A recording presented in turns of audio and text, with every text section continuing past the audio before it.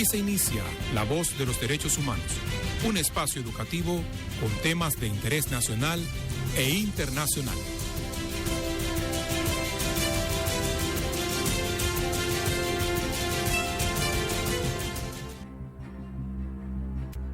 Muy buenos días, República Dominicana y el mundo. Bienvenidos sean todos una vez más a su programa La Voz de los Derechos Humanos, una producción de la Escuela de Graduados en Derechos Humanos y Derecho Internacional Humanitario del Ministerio de Defensa de la República Dominicana.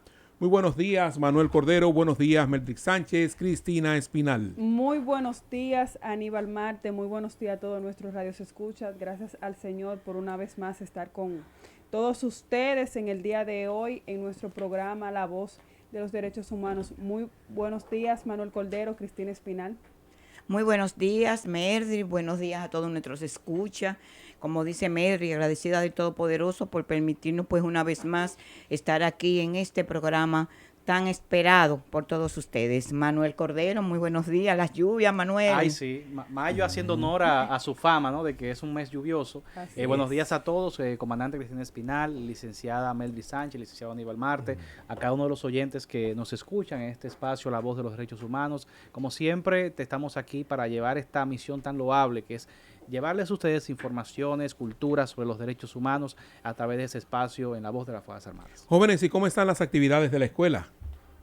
Claro que sí, vamos de inmediato a conocer estas actividades, decirles que el pasado miércoles precisamente se estuvo desarrollando la graduación de una nueva promoción del diplomado especializado en Derechos Humanos y Derecho Internacional Humanitario. Ahí estuvo pues nuestras autoridades llevando este acto bastante interesante, ¿verdad? Encabezado por nuestro señor director, el general de brigada Ambior de Jesús Cepeda Hernández, director de la Escuela de Graduados de Derechos Humanos y Derecho Internacional Humanitario. Estuvieron militares, policías y personal de la clase civil recibiendo su certificación ya como diplomados especializados en Derechos Humanos y Derecho Internacional Humanitario. Una nueva cosecha, ¿no? Claro que sí, claro que sí. Pero además debemos decirle que ya culminó con gran éxito las charlas sobre derechos humanos y derecho internacional humanitario en los entrenamientos multinacionales. Ayúdeme, Aníbal. Try the Win. En Bahamas, ¿no? 2024. En las Bahamas. Las Bahamas. Así que una actividad muy interesante y participaron representantes tanto de los Estados Unidos, de México, de República Dominicana, de Bermuda, de Trinidad y Tobago, de Surinam, del propia Bahamas, también de San Vicente, Grenada y la Guyana. Así es, hoy es 11 de mayo, Día Mundial de las Aves Migratorias, Día Mundial del Comercio Justo, y un día como hoy de 1946 muere en Buenos Aires, Argentina, a la edad de 61 años, el escritor, abogado, periodista Pedro Enríquez Ureña.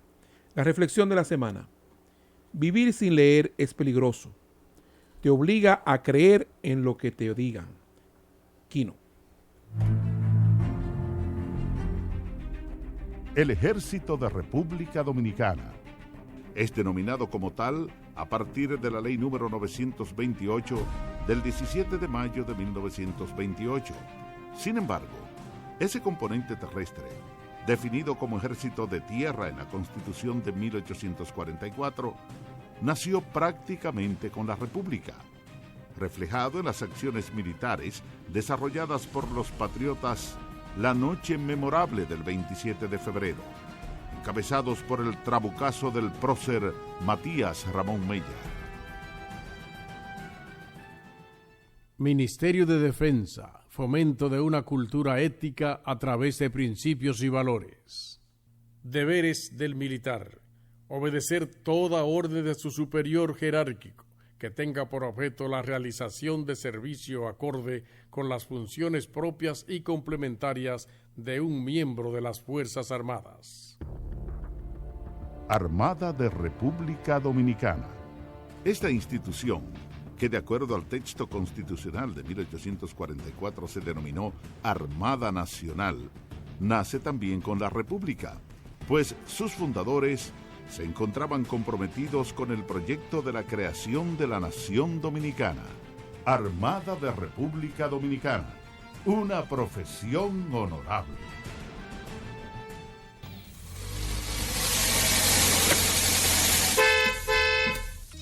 Señor peatón, Las rayas blancas trazadas en las esquinas de las calles son para tu protección. Úsalas. Amigo conductor, no te estaciones sobre las rayas blancas. Peatones y automovilistas tenemos por igual la responsabilidad del tránsito. Evitemos accidentes. Es un mensaje del Ministerio de Defensa y esta emisora. Fuerza Aérea de República Dominicana. La Fuerza Aérea de República Dominicana nos lleva al año 1928, cuando se proyectó por primera vez en la República Dominicana la creación de un organismo militar aéreo, mediante la Ley número 904, la cual autoriza la erogación de $125,000 para la creación de una escuela de aviación. Sin embargo, por razones desconocidas, se impidió el progreso del proyecto, cuando la ley que lo instituía fue derogada un año más tarde. Fue fundada el 15 de febrero de 1948. Fuerza Aérea de República Dominicana. Valor, disciplina, lealtad.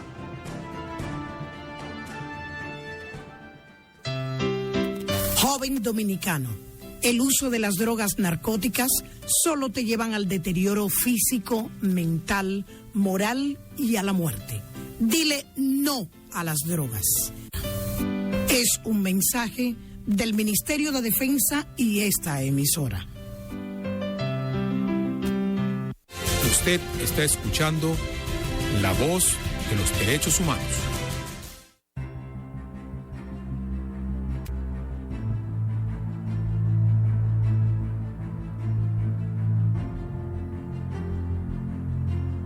Gracias por permanecer en sintonía con su programa La Voz de los Derechos Humanos.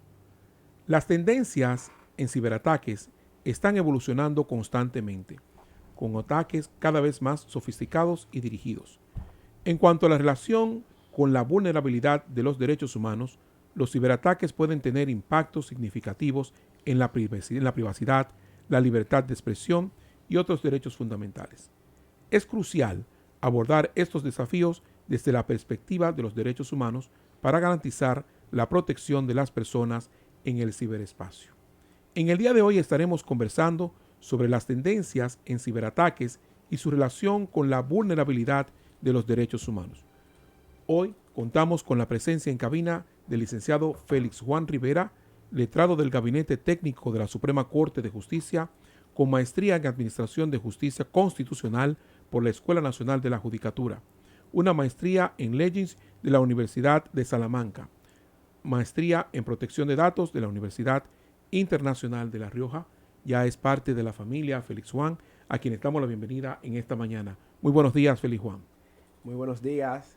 Primero que nada, agradecer al programa La Voz de las Fuerzas Armadas por hacerme la tercera invitación aquí. Ya digamos que soy un invitado de confianza. Y bueno, sin más dilación, vamos a hablar de lo que nos compete.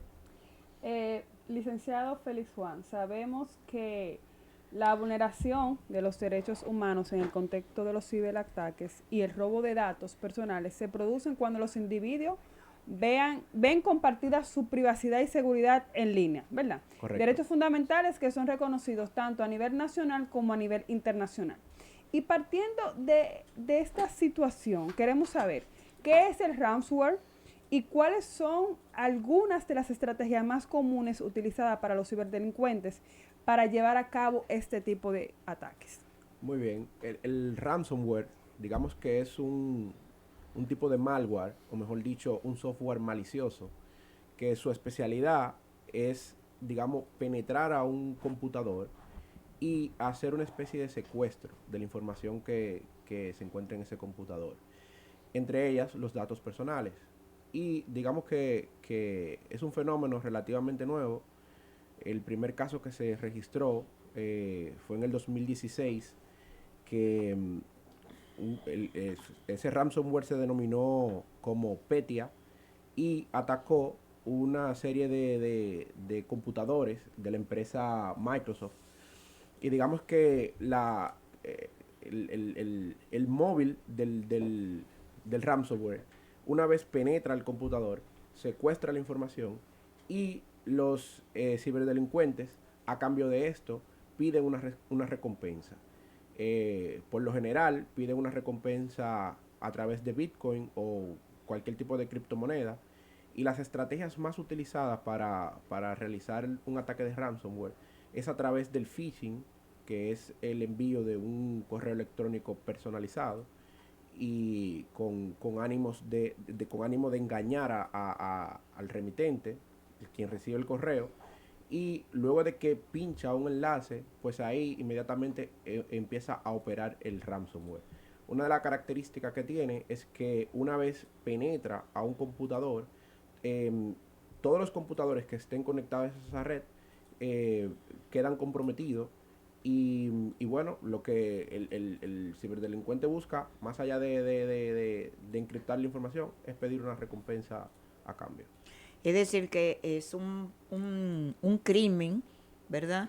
Un delito bastante amplio porque abarca muchas cosas, muchos tópicos, vamos a decir así. En el sentido de que si luego logra entrar a un computador, y como usted bien explica, todos los computadores, por ejemplo, en una empresa, en una institución, que tienen una red, ¿verdad? Común, todas las computadoras, toda esa información se va a ver afectada, comprometida. Correcto, eso es así. Y como le dije, es un fenómeno relativamente nuevo. Aquí, dentro del marco jurídico de República Dominicana, nosotros contamos con la ley que se especializa contra los crímenes de alta tecnología. Y digamos que aunque la ley ha sido previo a ese fenómeno, digamos que se le puede buscar un bajadero entre algunos tipos penales que contempla la ley, porque estamos hablando de un secuestro de información. Y información que puede ser información confidencial y de igual manera pueden ser datos personales. Exactamente, en ese mismo orden. Perdón, Cristina, Ajá. en esa parte, para poder poner en contexto a nuestros oyentes, con relación a lo que está explicando Félix Juan esta mañana, es como tener un programa diseñado con el ánimo de extraer la información personal de las cuentas de correo electrónico de los mismas la base de datos general de la base de datos, que pueda o sea, tener una institución. tenemos nosotros una app como la WhatsApp y ese tipo de cosas. Correcto. Que pueden recibir un mensaje malicioso a través de ella. Correcto. Puedes recibir un mensaje a través de la otra red que se llama la que tiene el Telegram. O sea, cosas comunes que nosotros estamos todos ya adheridos a ella y tenemos nuestro Gmail, nuestro Hotmail y recibimos mensajes a través de remitentes que nosotros no conocemos. Ese es el verdadero enfoque que quiero llevar a es que la población debe de cuidarse de abrir una serie de correos, una serie de mensajes que usted no conoce el de dónde vienen y que no tiene la posibilidad de saber si es confiable o no. Sin embargo, esta gente se pueden valer de robarle la información, por ejemplo, a Cristina o la identidad de Cristina de WhatsApp, por ejemplo, y mandarme un mensaje a mí, yo pensar que estoy conversando con Cristina. Correcto. Y estoy abriendo un mensaje malicioso o con uno de estos ciberdelincuentes teniendo contacto. Somos muy dados a guardar dentro de nuestro teléfono los números de cuentas, los números de tarjetas de créditos, los números de cédulas y otras informaciones que son de la propia, o sea, de nuestros personales. Claro. Entonces, ahí podemos vernos en riesgo cuando son robados este tipo de datos, que es lo que Félix Juan está explicando en este momento. Pero cuando se habla también de lo macro, vemos cómo las instituciones, el ejemplo viviente nuestro reciente fue que se enquistaron en la base de datos de la Dirección de Migración, donde hay datos tan sensitivos para un Estado. Entonces, esas son situaciones que hay que conocerla y orientarlos a ustedes el por qué es importante saber acerca de este tema. Y en ese mismo tenor, ¿verdad? Cómo realmente se puede afectar el robo de datos personales a lo que es la privacidad y a la seguridad de la persona. Sí, a priori me gustaría decir, y partiendo del caso del cual hablamos, de la Dirección General de Migración, ese suceso por lo menos se dio a conocer en octubre del 2023, el año pasado. Y la Dirección General de Migración notificó a la población de que había ocurrido un incidente de seguridad en el cual se habían comprometido una serie de datos personales de parte de la ciudadanía.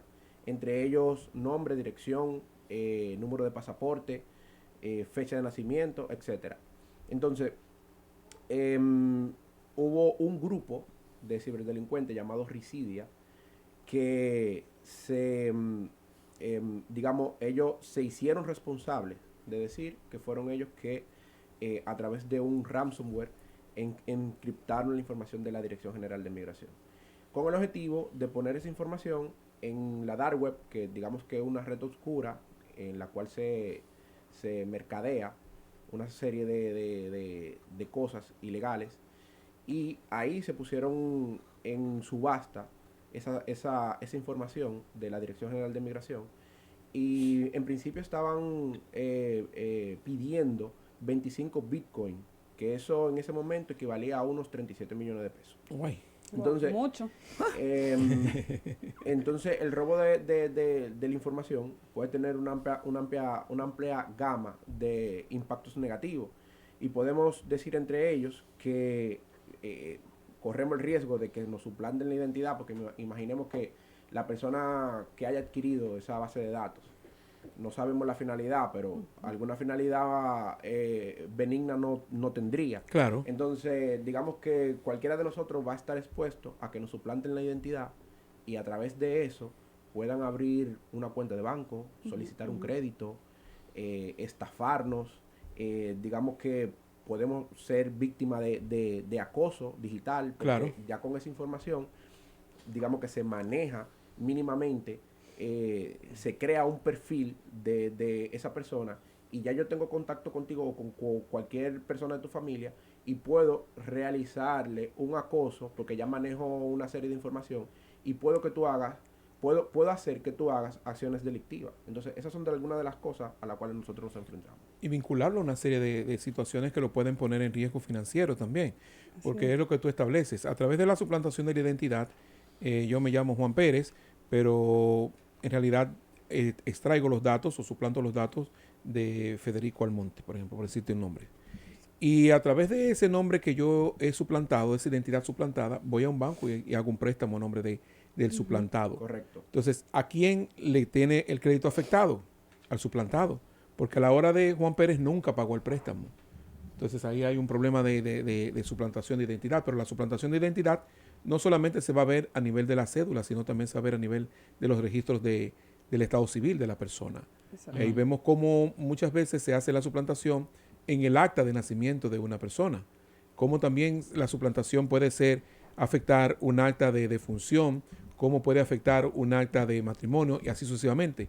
Gente que está con vida y lo han suplantado, y el suplantador fallece y lo sepultan con la cédula suplantada, con la identidad suplantada. Correcto. Cuando ese suplantado acude, por ejemplo, a un médico, a un banco y a un teléfono, pero usted se murió. ¿Cómo que yo me morí? Yo estoy vivo, míreme aquí. Exacto. Míreme aquí. O sea, son situaciones que ponen a cualquiera en riesgo, y eso parte de ahí. Y hay cosas tan simples como, por ejemplo, nosotros nos gusta pagar en los supermercados y nos dan una tarjeta de promociones de ese supermercado que contiene nuestros datos personales.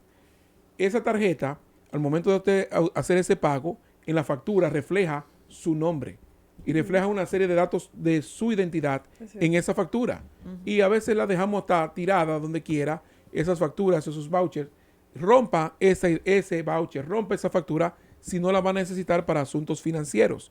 Entonces, rómpala, porque eso contiene un sinnúmero de datos personales. Y esa tarjeta de fidelización que usualmente tienen la mayoría de las grandes cadenas de supermercados, recogen una serie de información, porque la finalidad de esas tarjetas es hacer un perfil y un patrón de consumo de la persona. Exacto. Y luego de que, por ejemplo, digamos que semanalmente tú vas al supermercado y compras huevo, leche y pan. Sí. Huevo, leche y pan. Ya el supermercado sabe cuándo tú vas al supermercado, ¿Qué tú vas a comprar? qué tú prefieres, qué tú no prefieres, y a partir de ahí empiezan a mandarte publicidad dirigida. Digamos que eso hasta un punto puede que tenga unos dilemas éticos, pero siempre que la persona dé su consentimiento y que sepa, sobre todo, que se le informe cuál va a ser la finalidad del uso de esa información. Bueno, todo está bien, pero se deben de cumplir una serie de requisitos, como informar al titular de los datos cuál va a ser la finalidad El que se le uso. va a dar al tratamiento de esos datos. Eso es Pues, así. y realmente todo este tema de la, digamos, de los ciberataques, el mundo tecnológico, esas amenazas, de manera, diría yo, diferentes formas, afecta la privacidad de las personas, el uso de datos, el manejo de datos. Por ejemplo, un tema muy sensitivo es la información sobre la salud. Y me gustaría preguntarte directamente, ¿cómo pueden los ciberataques, en este caso, exponer la información médica y obviamente violar el derecho a la privacidad de las personas? Bueno, mira, primero que nada, la información médica, digamos que la ley de protección de datos contempla que la información médica, entre otras informaciones, son datos sensibles, le da esa categoría. Eso significa que son datos especialmente protegidos, que la protección de esos datos sensibles, como es la información médica, debe de tener una protección más robusta que otro tipo de datos, por ser una información sensible. De entrada, el tratamiento de esos datos está prohibido. Para que se pueda tratar esa información, se precisa, entre otras cosas, el consentimiento de la persona. Y el consentimiento tiene una serie de requisitos que debe ser voluntario, debe ser libre, debe ser consciente. Entonces, ¿cómo se expone esa información luego de un ataque de digamos, un ransomware o un malware en sentido general? Imaginémonos que un laboratorio que maneja información, datos de salud, pero específicamente un laboratorio que haga análisis de Pruebas de ETS, HIV. ETS, que son las enfermedades de transmisión sexual. Imaginemos que un laboratorio cualquiera sufre un ataque y se compromete esa información. Y esa información posteriormente se divulga. Entonces ahí vemos cómo, primero, la persona tiene un daño emocional, tiene un daño de reputación, y el laboratorio compromete su responsabilidad, porque quizá no cumplió con los parámetros que establece la ley para que se pueda proteger esa información. Digamos que el artículo 13 de la ley sobre protección de datos establece que el responsable del tratamiento debe de implementar una serie de deberes, entre ellos implementar medidas de índoles técnicas, organizativas y de seguridad. Entonces, la ley no te establece cuáles son esas medidas, pero qué bien que sea así, porque lo que pasa es que con el tema de la ciberseguridad, eso va en constante evolución. Entonces, digamos que establecer en una ley cuáles serían las medidas idóneas a aplicar, puede que la ley en un corto tiempo quede obsoleta, porque esas medidas van cambiando. Entonces, de manera general, digamos que establece, mira, tú vas a aplicar como responsable del tratamiento las medidas de índoles técnicas, organizativas y de seguridad. Para determinar cuáles son esas medidas idóneas, se realiza un análisis de riesgo y una evaluación de impacto. Ese resultado de esas dos figuras va a determinar cuáles son las medidas que debe de implementar, ya sea una institución pública o una entidad privada, para salvaguardar los datos y mantener la disponibilidad, la confidencialidad y la credibilidad de la información. Así es. Bueno, señores, con tu permiso, Félix Juan, nos vamos a una breve pausa y al retorno continuamos con este interesante conversatorio acerca de la protección de los datos. El Ejército de República Dominicana es denominado como tal a partir de la Ley número 928 del 17 de mayo de 1928. Sin embargo, ese componente terrestre, definido como Ejército de Tierra en la Constitución de 1844, nació prácticamente con la República, reflejado en las acciones militares desarrolladas por los patriotas la noche memorable del 27 de febrero, encabezados por el trabucazo del prócer Matías Ramón Mella. Ministerio de Defensa, fomento de una cultura ética a través de principios y valores. Deberes del militar: obedecer toda orden de su superior jerárquico que tenga por objeto la realización de servicio acorde con las funciones propias y complementarias de un miembro de las Fuerzas Armadas. Armada de República Dominicana. Esta institución, que de acuerdo al texto constitucional de 1844 se denominó Armada Nacional, nace también con la República, pues sus fundadores se encontraban comprometidos con el proyecto de la creación de la Nación Dominicana. Armada de República Dominicana, una profesión honorable.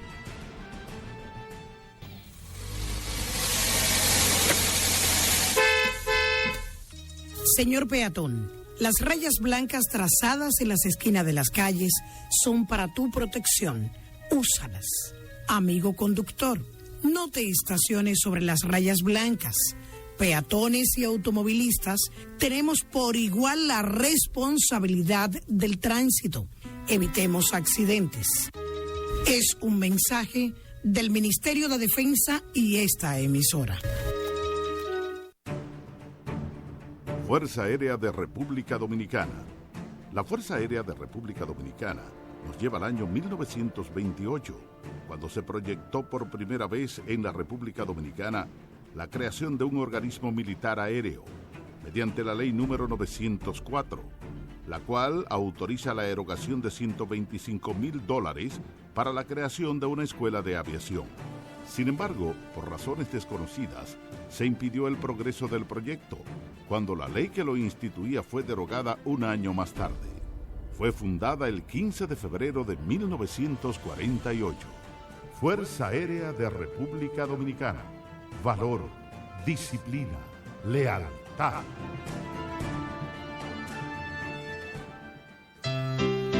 Joven dominicano, el uso de las drogas narcóticas solo te llevan al deterioro físico, mental, moral y a la muerte. Dile no a las drogas. Es un mensaje del Ministerio de Defensa y esta emisora. Usted está escuchando La Voz de los Derechos Humanos.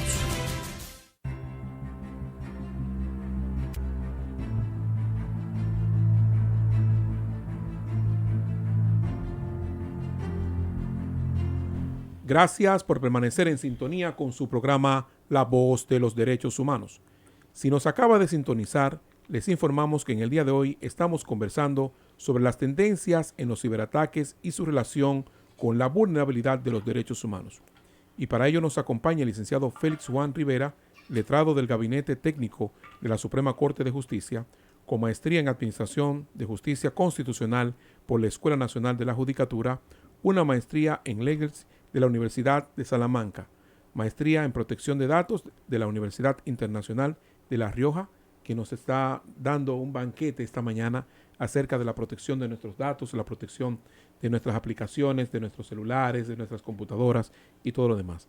José Félix Juan, vamos a ir puntualizando una serie de detalles que son bastante importantes para nuestros oyentes y me gustaría saber qué papel juegan las empresas en la protección de los datos personales, de sus derechos, los derechos que tenemos nosotros los usuarios, los clientes y los empleados.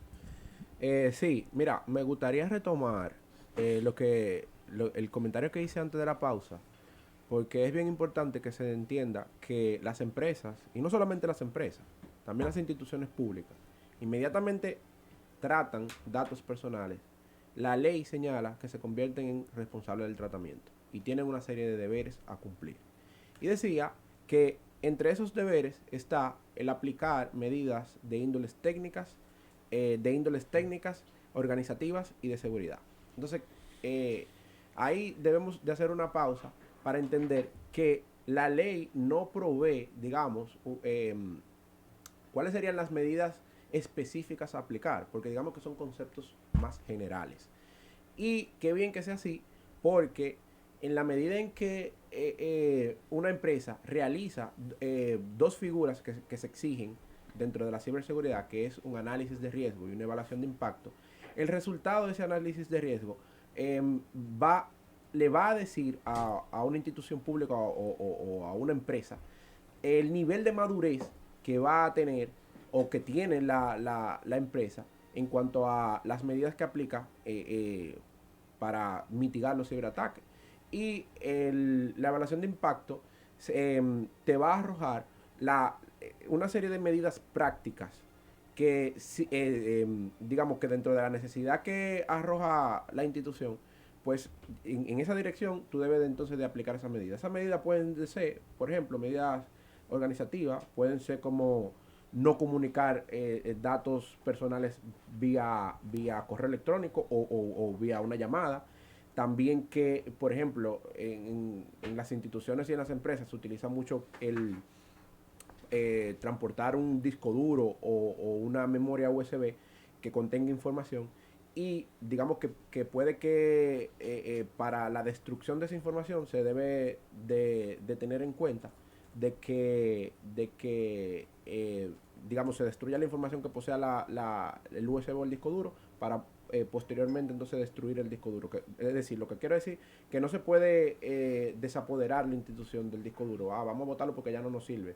Sino porque cualquier persona que tenga acceso a esa memoria o a ese disco duro puede tener acceso a esa información. Entonces, digamos que ahí se activa un protocolo idóneo para la destrucción de la información y posteriormente del disco duro. También, cuando hablamos de medidas técnicas, nos referimos a la actualización de los ordenadores, a una copia de seguridad paulatinamente, el cifrado de los datos cuando aplique, y así como también la implementación de una política de contraseña robustas. Pero realmente es todo un proceso o un procedimiento que estas empresas, la responsabilidad que tienen las empresas para manejar esa información y proteger los datos que guardan, ¿verdad? Tanto Correcto. a nivel interno de la propia empresa como del personal que labora en la empresa. Sí, es así, y por eso es que siempre también que es un deber que señala la ley, que el responsable del tratamiento debe de implementar una serie de políticas, y esas políticas pueden ir desde una política de privacidad hasta una política de mesas limpias, una política de contraseña, etcétera, etcétera. Entonces, esos son algunos de los parámetros que debe tener en cuenta una institución o una entidad privada a la hora de tener, digamos, o mitigar, digamos, cualquier tipo de ciberataque. Por ejemplo, yo veo algo que puede sonar como muy sencillo, pero yo lo veo como una falta muy grave. Hay algunas instituciones que te envían correos masivos, Sí. pero no ponen, ¿cómo se llama? Cuando el correo aparece oculto, o de que si es un correo... Un spam. spam. Un spam. Un spam. Ajá, no. Cuando se le envía un correo a un grupo de personas, hay una forma de que se configura en el correo para que los correos de todo el mundo, no todos los usuarios lo puedan ver. No sé si me doy a entender. Sí, eso es como cuando yo te mando un correo, Ujú. pero voy a copiar a varias personas. Hay una opción en el correo que dice CC. Ajá, exacto. Ese Como CC, correo oculto. Ajá. Exacto. Digamos que yo te envío el correo a ti porque va dirigido a ti, pero quiero copiarlo a los demás. Ujú. Entonces, a los demás yo tengo que incluirlo en esa categoría para que tú no puedas ver a quién le llegó la copia. Exactamente. Entonces, ¿cuál es el tema con esto? Que una persona determinada puede ver ese conjunto de correos, porque generalmente son muchas personas, Claro. Claro. y tomar ese conjunto de correo para fines maliciosos. Entonces, ese tipo de cosas, las empresas, instituciones tienen que evitarlo. Claro, por eso digo, cuando se implementa una correcta política de privacidad, todo eso lo contempla. Todo eso lo contempla porque, pero digamos que entre las cosas que se puede exigir una política de seguridad es la formación continua en materia de ciberseguridad. Y los talleres deben de ser, digamos que, un objetivo permanente de cualquier institución pública o entidad privada. Es decir, la capacitación. La capacitación, Ujú. correcto. No, y vemos ahí una institución bancaria que tiene una buena campaña a través de la protección de los datos personales. Hay muchos anuncios que han puesto por la televisión, por la radio, por todas las vías ahora mismo de comunicación para proteger los datos personales. Es una responsabilidad individual, es una responsabilidad de cada uno de nosotros proteger nuestros datos. O sea, eso de usted estar participando en rifas, que usted no sabe qué le van a dar Claro. a sus datos, qué tratamiento, qué Claro, uso le van a dar a sus claro, datos. claro. Que una jipeta, y estamos rifando esa jipeta, y usted llena un boleto de eso electrónico, y a veces en las tiendas te ofrecen, yo no lleno, mire, absolutamente nada. Yo soy, como decimos en buen Medio dominicano, chivo. yo Sí. soy chivo y medio. Chivo No, y y sobre medio. todo porque es que volvemos al punto de la capacitación.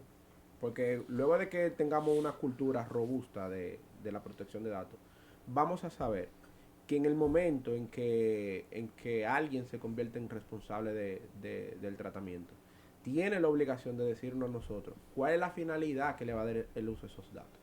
Y si eso, digamos, no está presente en cualquiera de los formularios que uno pueda llenar para cualquier tipo de servicio o hasta para una rifa, debe de haber un apartado ahí que diga cuál es la finalidad del uso de esos datos y el tiempo por el cual se van a mantener esos datos guardados. Pero tú sabes que eso lo tienen. Vamos a decir, cumplen con el voto de la ley. Pero nosotros somos muy pocos dados a leer. Nosotros no nos detenemos a leer. El dominicano no lee. Un contrato, no somos dados a leer un boleto, Las no somos letritas dados a pequeñitas, leer como dicen, nada. las No se letritas lee nada. Y ahí donde pequeñitas queda, que están y al ahí final. realmente es donde está el compromiso, donde se compromete realmente la identidad de la persona por la falta de nosotros mismos cuidarnos. Y ahí Digo que nosotros somos poco celosos de nuestras informaciones. hay otras culturas. Exactamente, y no nos protegemos, somos muy abiertos a dar información, a conversar. El dominicano como que tiene esa característica. Bueno, pues ya Es tenemos- muy confiado, muy conversador, confiado. porque incluso últimamente lo que están haciendo es que están enviando a los WhatsApp mensajes hablando sobre un tema de trabajo, ofertando temas de trabajos, pero son...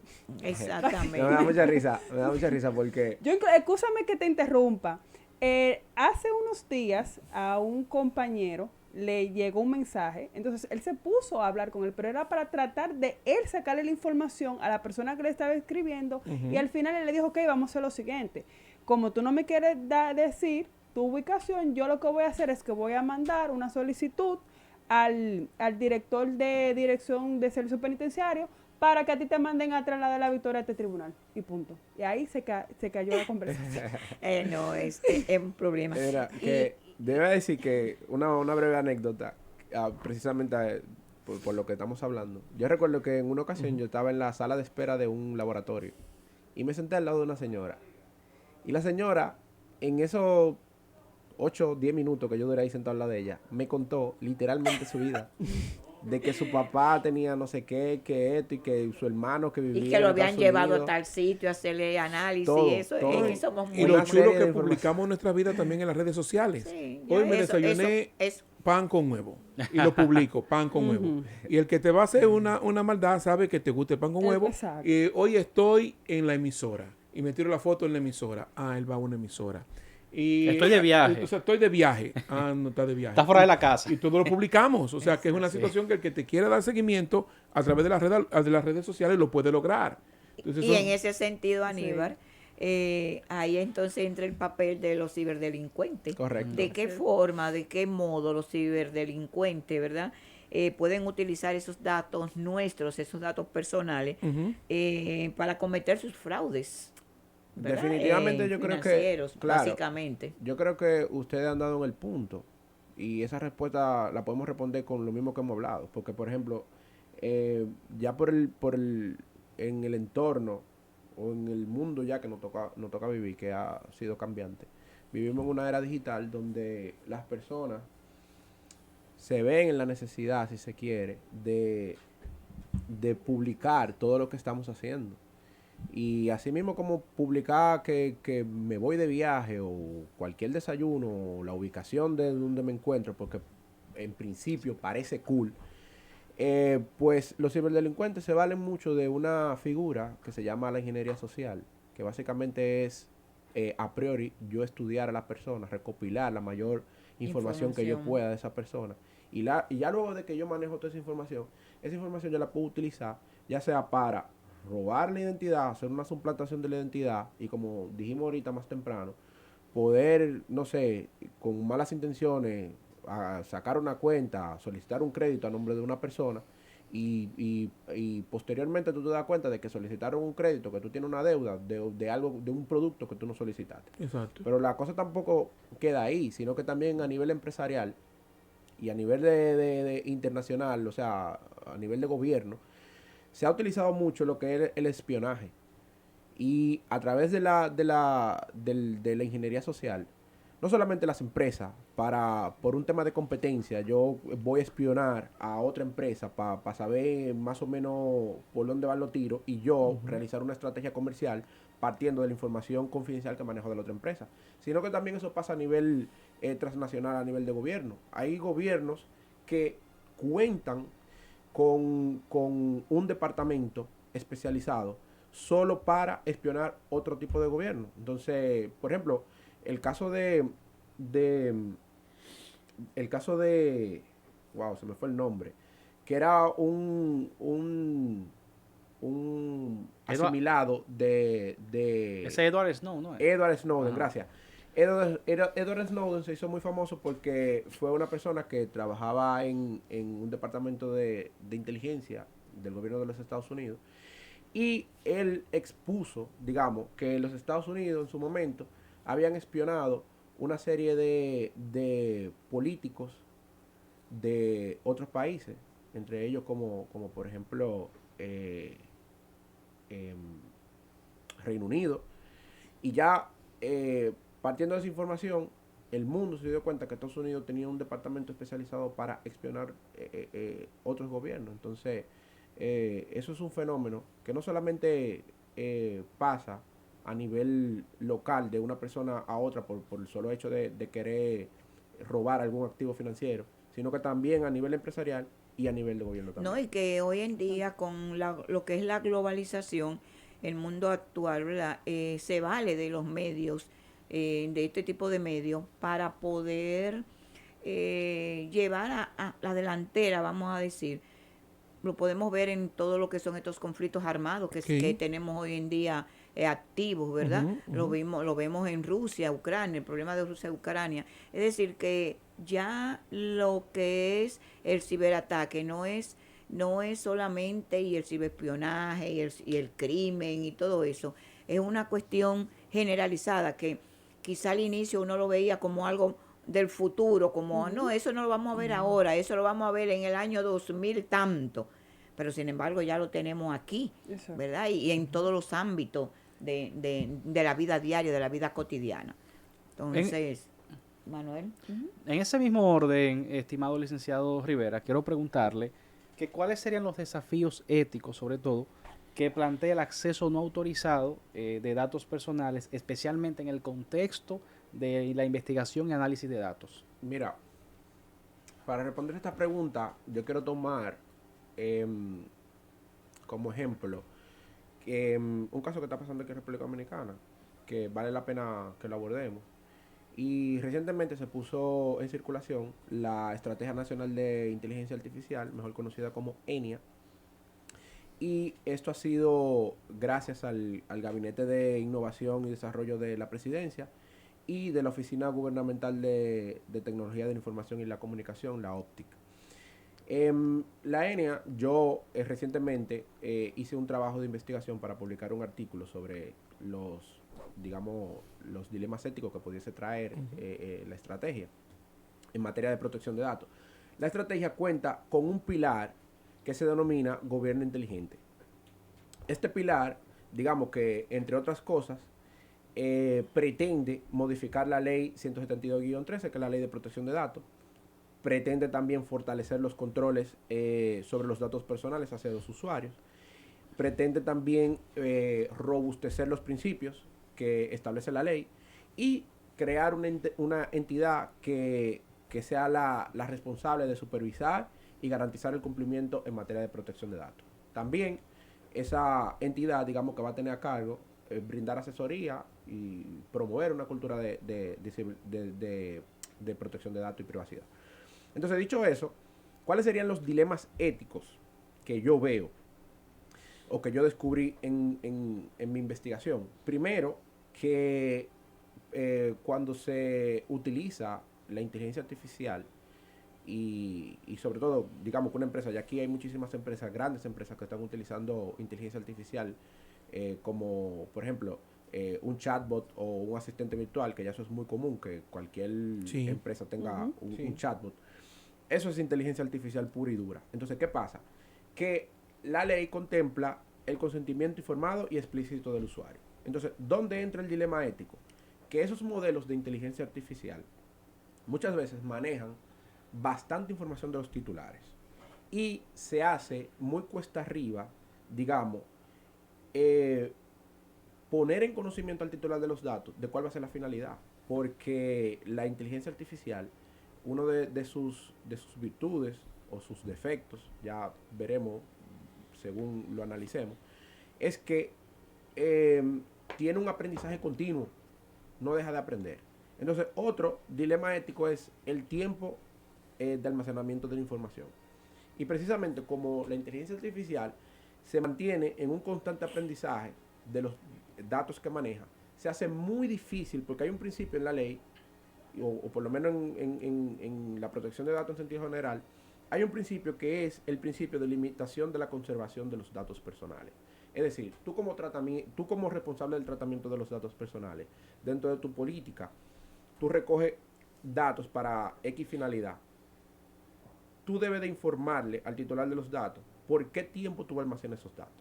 En inteligencia artificial, o con el uso de la inteligencia artificial, eso es un problema ético, porque no se sabe qué tiempo es el necesario para seguir tratando esos datos personales. Y finalmente, hay otro elemento que es muy preocupante, que es la supresión de los datos. La supresión de los datos es un derecho que está configurado en la ley de protección de datos, en la 72-13. Entonces, ¿qué pasa? Que legalmente yo puedo exigir, cuando proceda, la supresión de mis datos personales. Ahora, técnicamente, luego de que una inteligencia artificial aprendió eso y está en su memoria, técnicamente le podemos decir, bórrame ese dato, olvídame esa información. Entonces esos son algunos de los problemas éticos que nosotros debemos tener en cuenta a la hora de cuando vayamos a legislar en materia de protección de datos e inteligencia artificial. Félix Juan, de manera breve, porque el tiempo se nos está casi yendo, quisiéramos saber qué medidas se pueden tomar para proteger los derechos humanos frente al robo de protección de datos en línea, y también cómo se puede fortalecer su seguridad en la misma línea, ¿verdad? Claro. En un mundo que cada vez más está más actualizado con respecto a la digitación. Mira, dentro de la cadena de ciberseguridad, el eslabón más débil siempre va a ser el humano. Porque en la mayoría de los casos, cuando una entidad sufre un ciberataque, digamos que invierte mucho dinero en sistemas, en mecanismos de defensa, y muchas veces descuidan por dónde fue que sufrimos el ciberataque, que fue a lo mejor un empleado que no recibió la capacitación que era correcta. Y en ese caso, yo diría que primero debemos de ser cautelosos con lo que publicamos. Debemos ser cautelosos, tratar de que estos temas nos interesen y que nosotros podamos recibir mínimamente una formación, porque en ocasiones nosotros estamos frente a un phishing, pero desde la ignorancia no podemos identificarlo. Y muchas veces nosotros pinchamos un enlace y bueno, ya comprometimos todo un sistema de la institución o la empresa a la que nosotros pertenecemos. Entonces, ¿qué yo recomiendo? Primero que nada, yo recomiendo construir contraseñas robustas. Es decir, la contraseña deben de tener una combinación de letra, minúscula y mayúscula, deben de tener número y, por si acaso, algún símbolo. Otro consejo que yo recomiendo, utilizar las aplicaciones de autenticación de 2 pasos. Esas aplicaciones, digamos que nos pueden salvar la vida en cualquier momento, porque esas aplicaciones hacen la simulación de un token, y cuando, digamos que si tú tienes logueado tu cuenta con una aplicación de estas, inmediatamente tú inicias sesión, esa aplicación te va a mandar, o por lo menos en el correo, digamos, tú intentas abrir correo en una computadora que usualmente tú no usas. Ahí inmediatamente tú pones tu contraseña, la plataforma te va a pedir un código que te va a llegar a la aplicación. Entonces tú tienes que abrir tu celular, acceder al código y ponerlo en la plataforma. Y ahí tú le estás diciendo a la plataforma que yo soy quien digo ser. Entonces de esa manera uno, digamos, puede proteger su información. También yo pienso que debemos de realizar copias de seguridad con frecuencia, porque por ejemplo, digamos que nosotros sufrimos un ataque de ransomware, para ir finalizando. Sufrimos un ataque de ransomware. Pero si yo tengo ya una copia de seguridad, es posible que yo no tenga que utilizar ningún tipo de mecanismo para recuperar esa información, porque ya yo la tengo salvaguardada en otro lado. Lo único que yo tengo que hacer es acceder a mi copia de seguridad y seguir trabajando normal. Entonces, digamos que esas son algunas de las cosas que pueden ir implementando tanto empresas como el ciudadano de a pie.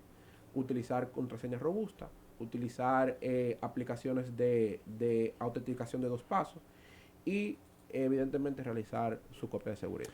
Bueno, jóvenes, el tiempo inclemente como siempre ya ha llegado a su final y nos resta solamente agradecer al licenciado Félix Juan Rivera por habernos acompañado en esta mañana y a todos ustedes por el favor de su sintonía. Les invitamos a seguir con la programación de la radioemisora cultural La Voz de las Fuerzas Armadas, la que más escucha, la que más lejos llega. Hasta la próxima.